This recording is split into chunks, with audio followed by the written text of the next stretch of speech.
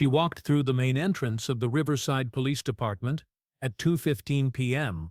on what appeared to be an ordinary Wednesday afternoon, expecting professional courtesy from officers who were supposed to recognize that someone in a crisp business suit carrying official documentation probably had legitimate business in their building. What she encountered instead was about to become the most devastating exposure of institutional racism ever captured on police station security camera. Recorded footage that would eventually be viewed by millions who couldn't believe they were watching sworn officers systematically humiliate someone who held more authority over their careers than anyone else in that building. But Sergeant David Patterson and Officer Monica Clark had no idea that the professional black woman they were about to subject to the most racist treatment of their combined 30 years in law enforcement was actually Lieutenant Commander Angela Rivera, head of internal affairs for the entire metropolitan area, someone who had been investigating their department for 6 months and now had front row seats to witness exactly the discriminatory behavior that had triggered her investigation. Angela Rivera approached that police station as more than just any concerned citizen.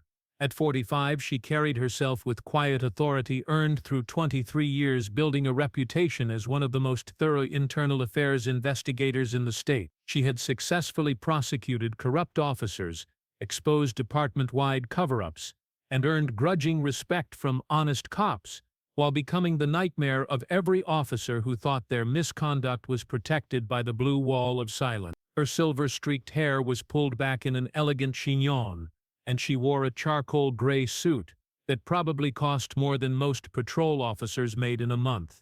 Details that should have suggested professional respect rather than suspicious hostility. What Patterson and Clark couldn't possibly have known was that Angela was conducting the most comprehensive investigation of police misconduct in the department's history. She had spent 6 months building cases against 17 different officers, documenting systematic racism and excessive force, preparing the kind of investigative report that would result in federal oversight and criminal prosecutions making national headlines. She had chosen to visit without advance notice because she wanted to see firsthand how officers treated the public when they thought nobody with authority was watching their behavior. Sergeant David Patterson was a 15-year veteran assigned to desk duty after too many citizen complaints about aggressive behavior during traffic stops.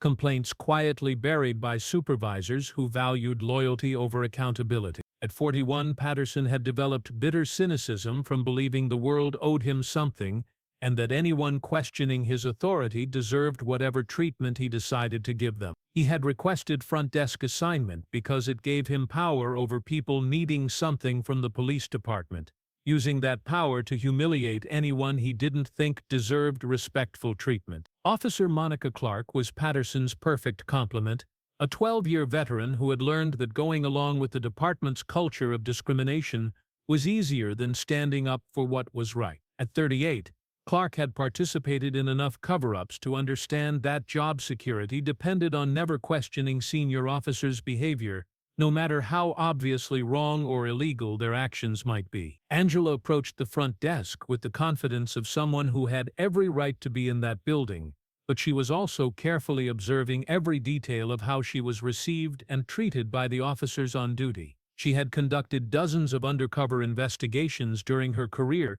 and she understood that the first few minutes of any interaction with police personnel would reveal everything she needed to know about their attitudes toward authority, their respect for citizens' rights, and their underlying biases about who deserved professional treatment and who could be dismissed or abused without consequences. "Good afternoon," Angela said, her voice carrying the kind of professional authority that came from years of dealing with hostile officers and uncooperative witnesses. "I need to speak with someone about filing a formal complaint regarding officer conduct. I have documentation that needs to be submitted to your Internal Affairs Department, and I'd like to ensure it's processed according to proper protocol." The request was straightforward, professional, and exactly the kind of legitimate police business that should have been handled with courtesy and efficiency. Angela was speaking the language of law enforcement, using terminology that should have immediately identified her as someone who understood police procedures and probably had some connection to the criminal justice system. But Patterson's response revealed everything Angela needed to know.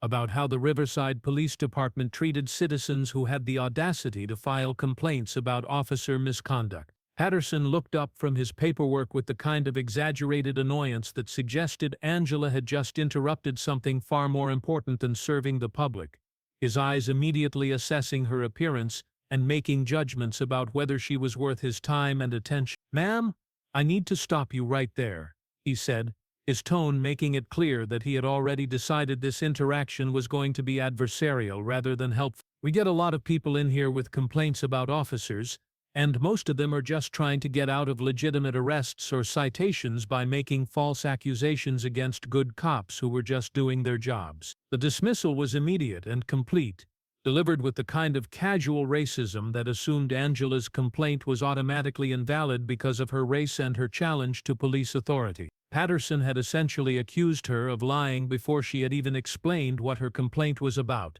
setting the tone for an interaction that was about to become legendary in internal affairs training programs nationwide. Angela maintained her professional composure, though internally she was documenting every word and gesture for the report that would eventually destroy Patterson's career and trigger a federal investigation of his entire department. "Sergeant Patterson," she said, reading his name tag, "I'm not here to discuss the merits of my complaint with you.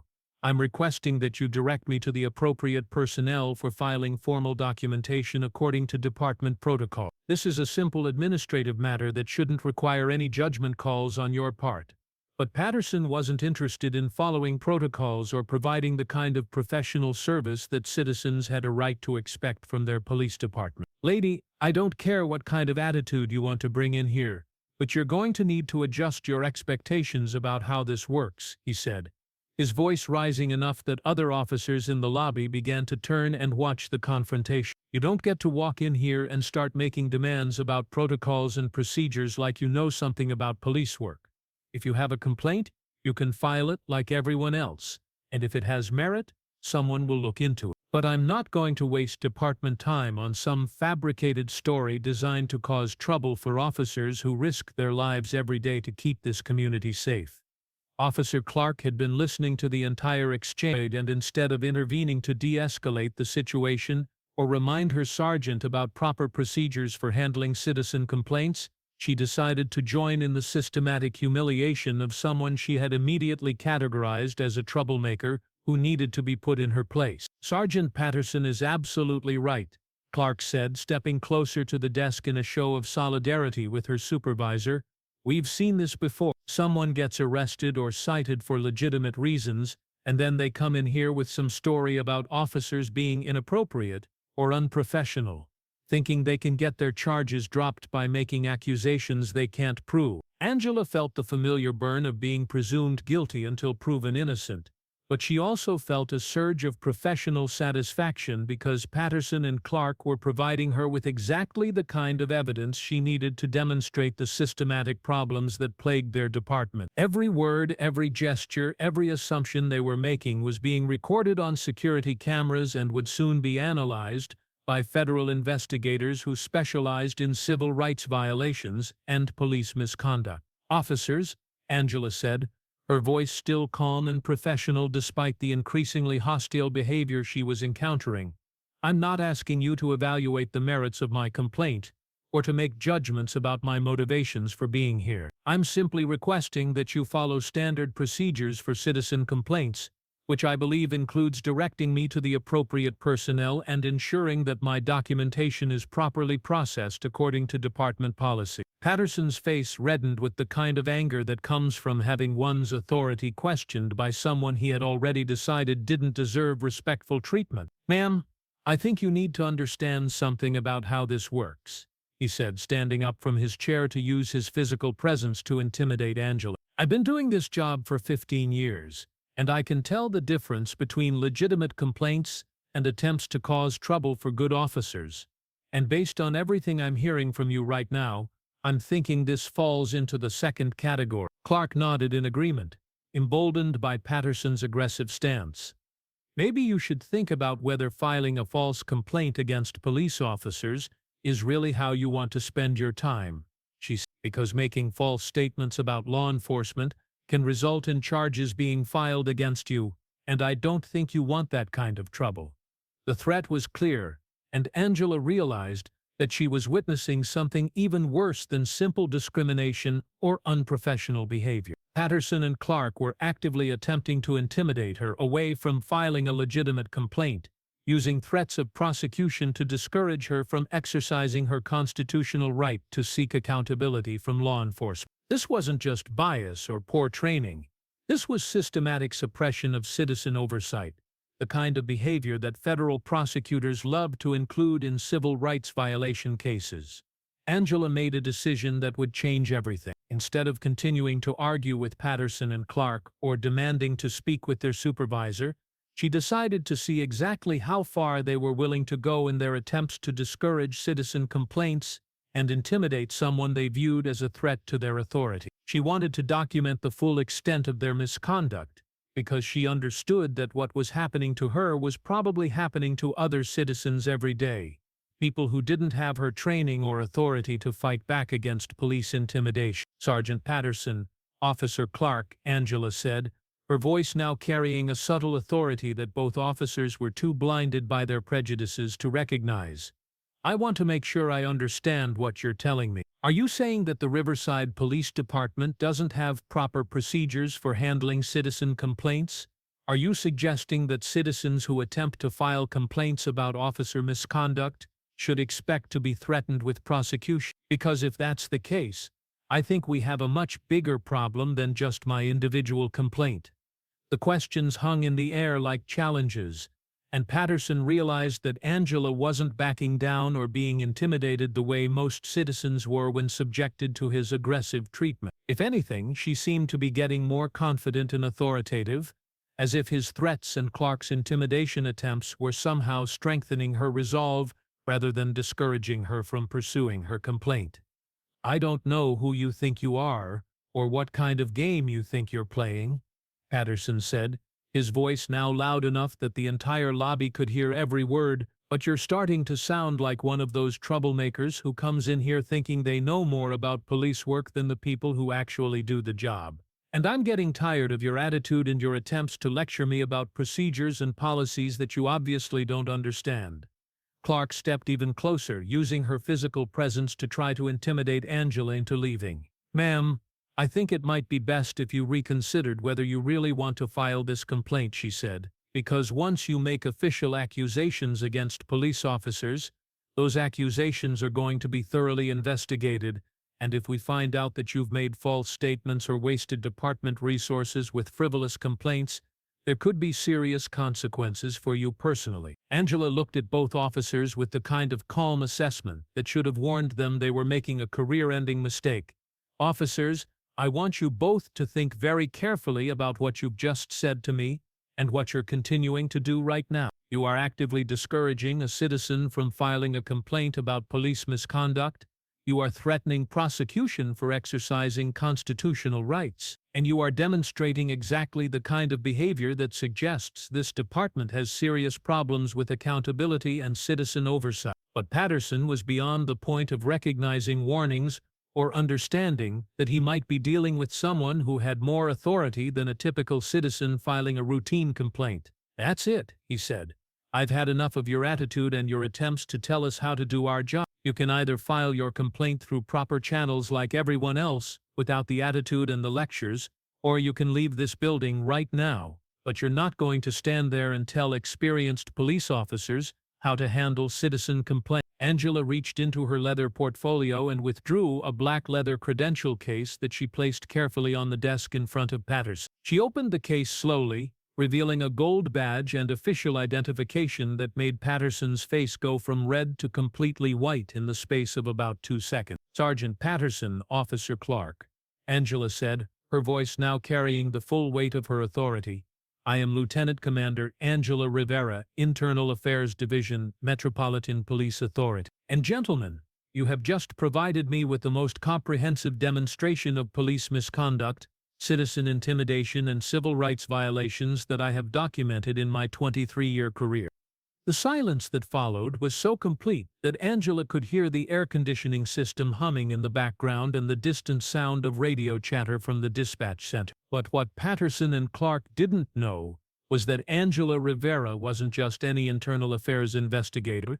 She was the lead investigator on a federal task force that had been building cases against corrupt officers throughout the metropolitan area, and they had just given her enough evidence to destroy not only their own careers, but to trigger the most comprehensive federal investigation of police misconduct in the state's history. Patterson stared at Angela's credentials as if they were written in a foreign language, his mouth opening and closing without any sound coming out.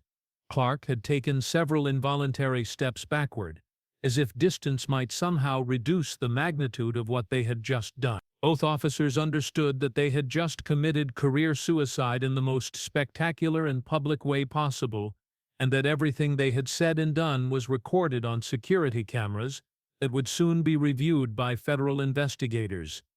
You're really internal affairs," Patterson managed to whisper, though his voice cracked with the strain of trying to process the impossible reality of his situation.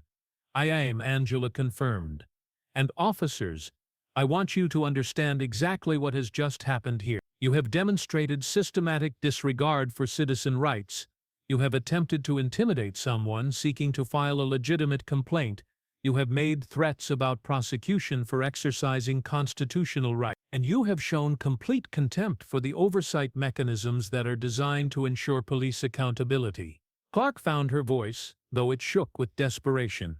"Commander Rivera, we were just following standard procedures for handling citizen complaints. We didn't know who you were, and we were trying to ensure that our officers weren't subjected to frivolous accusations." Angela's response was swift and devastating. "Officer Clark, there is no standard procedure that authorizes police officers to discourage citizen complaints through intimidation and threats. There is no policy that permits you to prejudge the validity of complaints based on the race or appearance of the person filing them. And there is certainly no protocol that allows you to threaten citizens with prosecution for seeking accountability from law enforcement." Patterson tried desperately to salvage something from the wreckage of his career. "Commander Rivera, if we said anything inappropriate, it was just because we deal with so many false complaints that we've become protective of our fellow officers. We certainly never intended to violate anyone's rights or discourage legitimate oversight." "Sergeant Patterson," Angela said, her voice carrying the kind of prosecutorial authority that had sent corrupt cops to prison throughout her career, "your intentions are irrelevant. Your actions speak for themselves, and those actions have been recorded and witnessed. You have demonstrated exactly the kind of behavior that undermines public trust in law enforcement and creates the hostile environment that leads to federal intervention in local police departments." Angela gathered her credentials and prepared to leave, but she wanted both officers to understand the full scope of what was coming. "This incident will be thoroughly investigated and documented. Your personnel files will be reviewed. Your previous interactions with citizens will be examined, and every complaint that has ever been filed against either of you will be reopened and analyzed for patterns of misconduct." The mention of previous complaints seemed to hit both officers like physical blows. Patterson's face had gone gray, and Clark was now visibly trembling as the full implications of Angela's investigation became clear. Additionally, Angela continued, "This incident will be used as evidence in our federal investigation of systematic civil rights violations throughout this department. Your behavior today represents exactly the kind of institutional problem that leads to court-ordered reforms and federal oversight of local law enforcement." Clark made one final desperate attempt to limit the damage. "Commander Rivera, please. We both have families, mortgages, children in college. Surely there's some way to resolve this without destroying our entire careers over what was essentially a misunderstanding." Angela looked at both officers with the same lack of sympathy they had shown her just minutes earlier. "Officer Clark, this wasn't a misunderstanding. This was a clear demonstration of how this department treats citizens who seek accountability from law enforcement. You chose to intimidate rather than serve, to threaten rather than protect, and to abuse your authority rather than uphold your oath." As Angela walked toward the exit, she delivered her final statement. "The badge and uniform you wear represent a public trust that you have violated. The authority you've been given comes with the responsibility to treat all citizens with dignity and respect, regardless of their race or the nature of their business with your department. You have failed that test completely, and there will be consequences. The lobby fell silent as Angela left the building, leaving Patterson and Clark standing in the wreckage of their law enforcement careers. Within hours, security footage of their encounter would be requested by federal investigators, civil rights attorneys, and news organizations. Within days, both officers would be suspended pending investigation. Within weeks, they would resign rather than face disciplinary hearings that would have resulted in termination and loss of pension benefits. But the real impact of Angela's visit would be felt throughout the entire Riverside Police Department and beyond. Her investigation would ultimately lead to federal oversight of the department, mandatory bias training for all personnel, and the implementation of civilian oversight mechanisms that had been resisted for decades. 17 officers would eventually be terminated, 12 would face criminal charges, and the department's entire leadership structure would be replaced with reform-minded administrators committed to constitutional policing. Angela Rivera's encounter with Patterson and Clark would become legendary in law enforcement circles, used as a training example in police academies and internal affairs divisions nationwide. The incident would be studied by researchers examining police misconduct, referenced in federal court cases involving civil rights violations, and remembered as a perfect example of how institutional racism could destroy careers and departments when it encountered real accountability. Years later, when Angela reflected on her career, she would often say that walking into the Riverside Police Department and being treated like a criminal by officers who were supposed to serve the public was simultaneously the most insulting and most educational experience of her professional life. It provided her with first-hand evidence of exactly the kind of behavior she had been hired to eliminate from law enforcement, and it gave her the motivation to pursue reforms that would protect future citizens from the kind of treatment she had received. The incident proved that sometimes the most effective investigations come not from reviewing paperwork and conducting interviews, but from experiencing the system as a citizen and documenting how officers behave when they think nobody with authority is watching. Patterson and Clark learned that lesson too late to save their careers, but just in time to serve as examples of what happens when law enforcement officers forget that their primary duty is to protect and serve all citizens regardless of race, class, or perceived status. 6 months after Angela Rivera's visit to the Riverside Police Department, when Patterson had lost his pension and was working security at a shopping mall, when Clark had moved to another state to escape the scandal that had destroyed her law enforcement career, when the federal investigation had resulted in the most comprehensive police reform in the state's history, the law enforcement community finally understood what Angela had accomplished through her calm professional response to systematic racism and intimidation. Sometimes accountability comes not through formal complaints or official investigations, but through the simple act of treating citizens with dignity and respect. Something that Patterson and Clark learned was more important than their badges, their assumptions about who deserved professional treatment from law enforcement.